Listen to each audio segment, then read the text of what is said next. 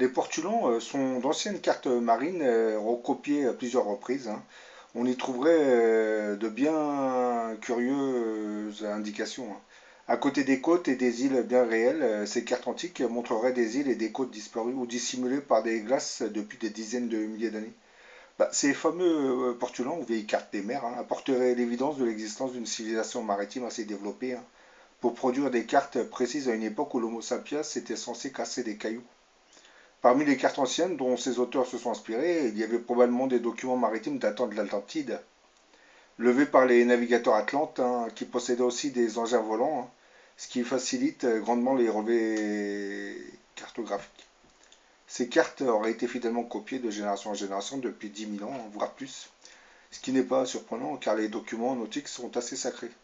Ils ont toujours été préservés, soigneusement recopiés pour la navigation et le commerce, hein. L'extrême ancienneté de leur origine atlantéenne, hein, expliquerait pourquoi ces cartes nous montreraient la côte de l'Antarctique libérée de glace, comme ce fut le cas il y a de cela plus de 12 000 ans.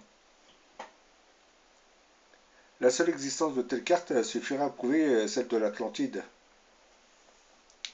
En 1929, on retrouve à Constantinople une carte incomplète datée de 1513. Cette carte représente l'Amérique du Sud et l'Afrique sur des longitudes relativement correctes. Cette exactitude est pourtant impossible au XVIe siècle. Les connaissances cartographiques étaient minimes. Bon, là, vous avez le continent. C'est la fameuse carte de Pérez que vous voyez là. Là, c'est le continent américain.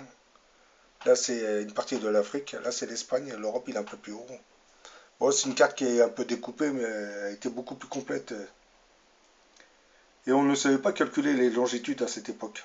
La carte de Pérez est devenue célèbre, mais elle n'est pas la seule carte ancienne qui pose bien des problèmes aux scientifiques. Pérez, de son vrai nom Piri Ibn Hajj Mehmed, l'amiral Reis, est un Turc.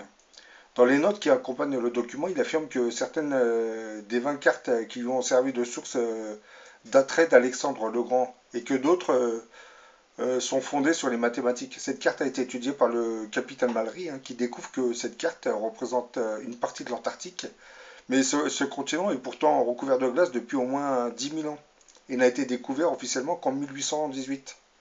Donc ça pose un gros problème. Pourtant, la côte de la terre de la Reine Maud est cartographiée sans glace, ce qui est incroyable, hein. Cette côte n'a pu être libre de glace que 4000 ans avant Jésus-Christ, hein. D'après les géologues, il semblerait que le littoral soit resté libre de glace de manière durable durant au moins plus de 9000 ans, avant qu'il n'ait été englouti par la calotte glaciaire. Le développement des premières civilisations connues ne s'est produit que bien longtemps après cette date, hein. Finalement, la véritable énigme posée par cette carte de Pérez de 1513 n'est pas tant le fait qu'elle comprenne un continent isolé et inconnu jusqu'au XIXe siècle, hein, mais surtout qu'elle décrive une partie de sa côte dans des conditions climatiques qui auront pris fin il y a environ plus de 6000 ans et ne se sont jamais reproduites depuis. Pérez reconnaît qu'il n'est pas responsable du relevé de la cartographie et de la cartographie d'origine, hein.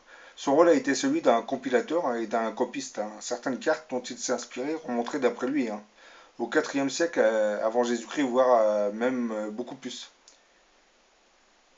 La carte fut envoyée au professeur Hapgood, qui il arriva à une conclusion assez surprenante, hein, qui expliquera en 1966 dans un ouvrage Maps of the Ancient Kind, les cartes des anciens rois des mers, hein. Voici quelques extraits de ces conclusions. Il semble que des informations géographiques d'une grande précision se soient transmises de peuple en peuple. Ces cartes, selon toute vraisemblance, ont été dressées par un peuple inconnu puis léguées à d'autres civilisations. Peut-être les Crétois de l'époque de Minos, hein, et les Phéniciens. La plupart de ces cartes concernaient la Méditerranée et la mer Noire. Certaines représentaient le continent américain ainsi que les océans arctiques et antarctiques. Aussi incroyable que cela puisse paraître, hein, nous avons la preuve qu'un peuple ancien a exploré l'Antarctique quand ce continent est encore libre de glace. Il est manifeste que ce peuple disposait d'une technologie nettement supérieure à toutes celles des peuples de l'Antiquité et du Moyen Âge et jusqu'à la seconde moitié du XVIIIe siècle. Il est à noter qu'aucun chercheur depuis ne s'est penché sérieusement sur ces cartes, hein. Pourtant, ces cartes représentent les continents européens et africains avec une incroyable précision à une époque où le calcul de la longitude était pratiquement inconnu, hein. En Amérique, l'énorme île de Marajo, découverte seulement en 1543 et très mal cartographiée jusqu'à la fin du XVIe siècle, est dessinée avec exactitude. On y trouve également les Andes, un lama figure dans l'ornement alors que des Européens n'ont encore jamais vu cet animal. D'autres points sont encore plus intrigants. Il y a par exemple deux grandes îles au-dessus de l'équateur qui n'existent plus de nos jours. La localisation de l'une d'elles correspond au plateau sous-marin situé sous les îlots Saint-Pierre et Saint-Paul. D'autres îles figurent au pôle sud, hein, cachées sous la glace, qui ne seront connues qu'en 1958. Si la carte de Pérez était unique, on pourrait sans doute être sceptique et parler de coïncidence, mais cette carte est loin d'être la seule, hein.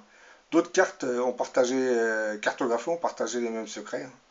Par exemple, la carte de Orienteus Fenaeus, datée de 1531, est tout aussi incroyable. Cette carte donne des précisions sur plusieurs régions côtières de l'Antarctique sont représentées libres de glace. Le profil du terrain et les accidents du relief physique correspondent parfaitement aux cartes de relevé sismique à la surface terrestre subglaciale de l'Antarctique. La mer Ross est représentée là où aujourd'hui les grands glaciers Badmore et Scott se déversent dans la mer. La carte fait apparaître à cet endroit des estuaires, des fjords et des cours d'eau. De nos jours, toutes ces côtes sont enfouies sous 1500 mètres de glace, hein. Donc, quand vous voyez cette carte, là vous avez carrément l'Europe, hein. Là vous avez l'Europe, vous avez l'Asie là, vous avez l'Afrique là, là vous avez l'Antarctique. Et ben sur ces cartes, l'Antarctique est représenté libre de glace. Donc c'est assez intriguant qu'au 15e, 16e siècle, on ait des cartes comme ça qui nous indiquent que l'Antarctique était libre de glace. Et à cette époque, on ne savait même pas que l'Antarctique existait. Elle est assez impressionnante cette carte, hein, vous voyez, hein.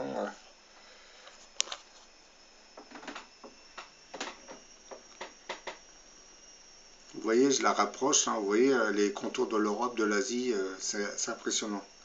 Elle a été faite au 15e siècle, hein, c'est pour vous dire hein, le détail de la carte.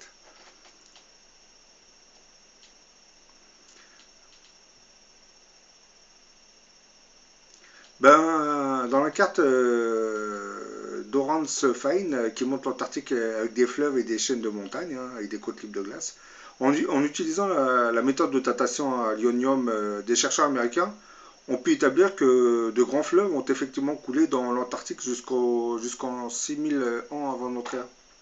C'était que vers 4000 ans avant notre ère que des sédiments de type glaciaire ont commencé à se déposer au fond de la mer de Ross.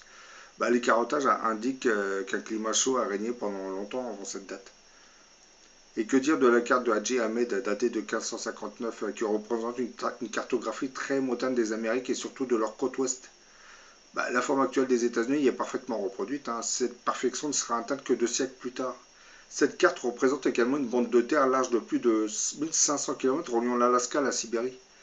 Ce pont avait bel et bien existé, hein. C'est l'actuel détroit de Bering.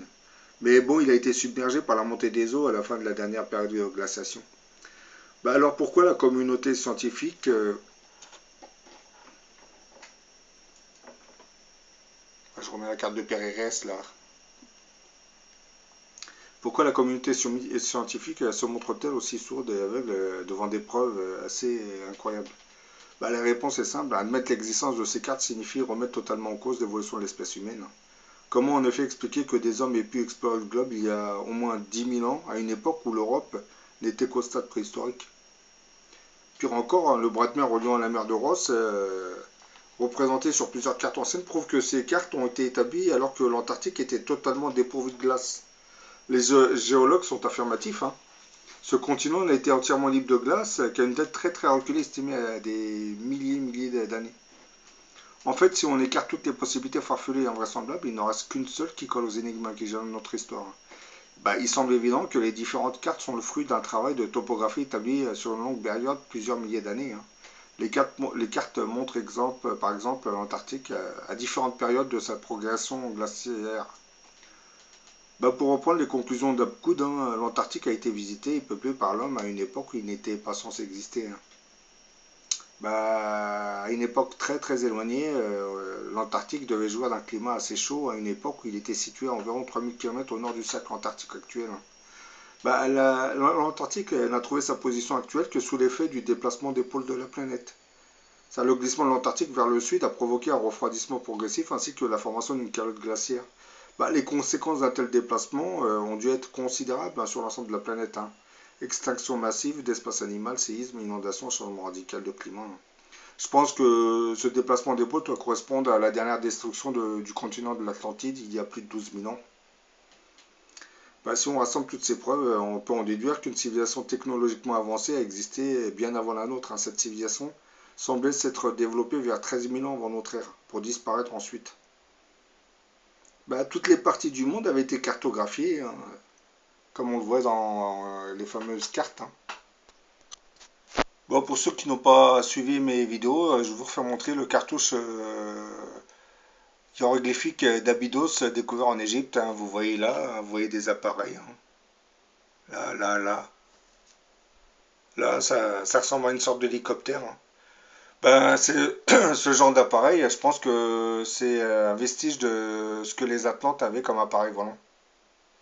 Et si on le retrouve en Égypte, c'est que ça explique une chose, c'est que beaucoup de réfugiés de l'Atlantide se sont installés en Égypte. Parce que les pyramides et certains monuments n'ont pas été vraiment fabriqués par les Égyptiens eux-mêmes, hein. Ils ont eu l'aide d'une civilisation très très avancée techniquement. Et ça ne pouvait être que l'œuvre des réfugiés atlantes.